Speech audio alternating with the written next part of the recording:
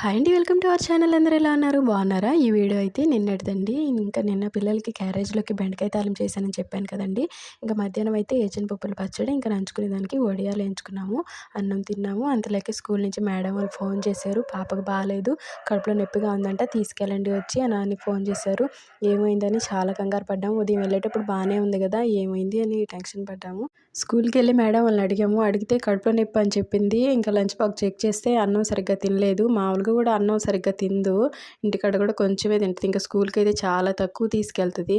ఇంక తీసుకెళ్ళింది కూడా సరిగ్గా అసలు తినట్లేదు. అన్నం సరిగ్గా తినకుండా ఉండటం వల్ల అలా కడుపులో నొప్పి వచ్చింది. ఇంకా ఎలాగ స్కూల్ కాడికి వెళ్ళాం కదా అని చెప్పేసి మా కౌశిని కూడా తీసుకొచ్చేసాం అనమాట. ఇంకా ఇంటికి వచ్చిన తర్వాత బాగానే ఉన్నింది, కడుపులో నొప్పి ఏం రాలేదు. ఇంకా సాయంత్రం అయితే ఇంకా పిల్లలకి స్నానం చేపించేసి రేపు పొద్దున్న టిఫిన్కి ఏం లేదని చెప్పి దోసపిండికి నానబెట్టుకున్నాము. ఇక మీరైతే ప్లీజ్ వీడియోని లైక్ చేసి సబ్స్క్రైబ్ చేయండి, మా ఛానల్ సపోర్ట్ చేయండి. Thank you for watching.